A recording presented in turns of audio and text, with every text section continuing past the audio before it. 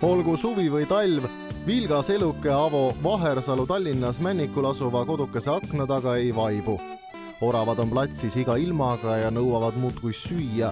Seda Avo neile ka ei keela.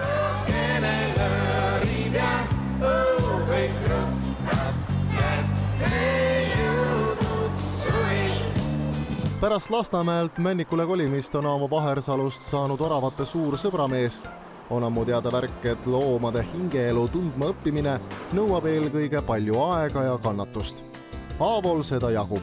Mees on filminud karvakerade tegemistest lausa tundide kaupa materjali. No tundub, et sa oled nii tulihingeline fänn, et oled isegi nende juttu lindistanud. Kuidas see õnnestus? Kuule, see õnnestus siin üks hommiku, üks pisikene tuli siin sööma. Ja siis nad ei salli, kui teised tulevad talt ära võtma see, kui tema päevalile seemneid sööb. Ja oli ka üks vanem isane. Ja nii kui see tema poole sinna vaatas, nii ta kukkus jutustama ja pani pikalt. Lase meile korra.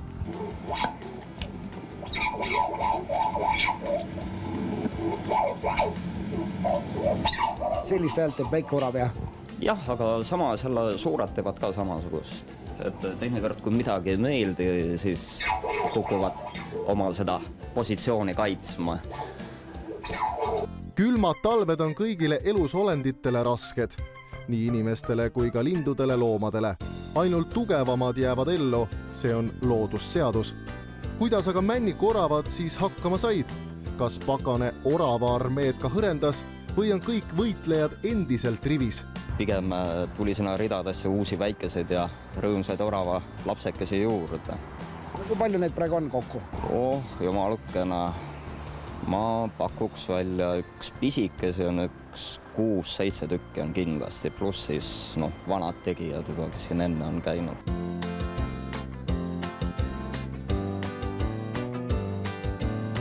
Ka oravatel on oma nägu ja iseloom. Mõni on leebe kui emme pai, teine aga riiukukk ja tülinorja. Kolmas jälle seevastu nii ihne ja ahne, et isegi üks tõeline mulk ei saaks talle vastu. Ükskord hommikul olingi, et kella 4 paiku panin juba esimestele siin söögi ära. Esimesed olid ära käinud, et järgmistele tuli üks vanem orav, emalõvi. Tema on selline hästi tige, ta ei sõbrusta ei väikest, ei teiste suurtega. Kui tema tuleb sööma, siis tema peab sööma.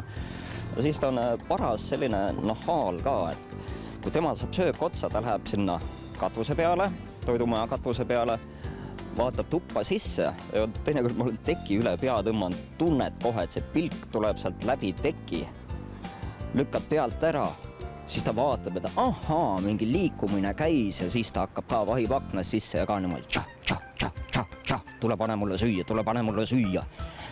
Ja siis paned talle söögi ära, siis ta rahuneb maha.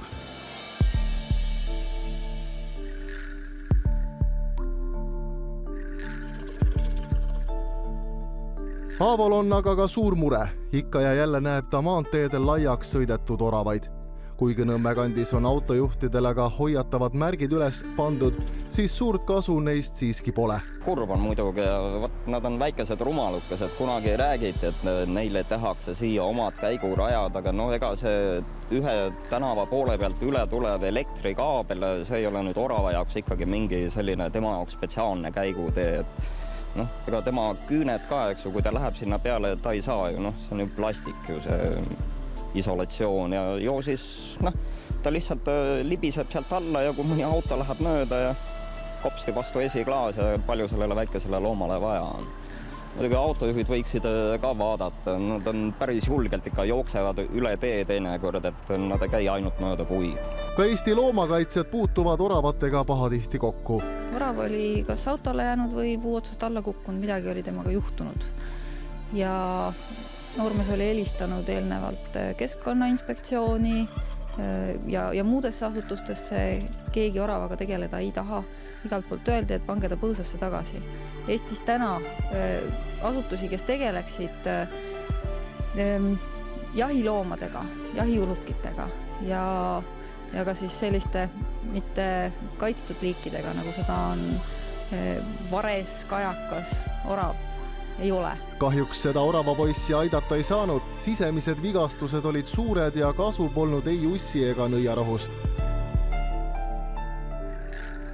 Tuttkõrvad elasid Nõmmel aga ilmselt ammu ennem inimesi, sestap tunnevad nad end seal Nõmme mändide varjus ka vägagi koduselt.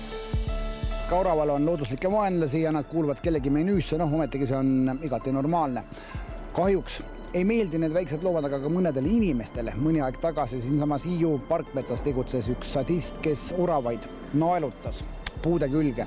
Õnneks tundub, et mees on vist tüdinenud või ei lähe talle enam oravad korda, nii et viimasel ajal võivad Hiiu oravad rahulikumalt hingata. Jah, igasuguseid hulle leidub ja loodetavasti on sadist sedapuhku tõesti ravi saanud ja maha rahunenud. Läheme aga Aavo elamisse tagasi. Kevad on teatavasti loomariigis pisipere aeg. Kui pojad juba piisavalt suureks said, tõid oravaemmed oma võsukesed ka Aavole näha. 12. mai tuli esimene pisikene siia sööma. Sai ka endale midagi suhu, võttis sealt sepikutüki ja siis ma piilusin ka akna vahelt välja. Ja kus siis ehmatas ära, esimest korda nägi nii suurt asja, eks ju, vaatab talle aknast otsa, mõtles, et on üksinda ja siis pani siit mööda akna serva üles ja ka kuidagi niimoodi piuks, umbes niimoodi, et emme, kus sa oled?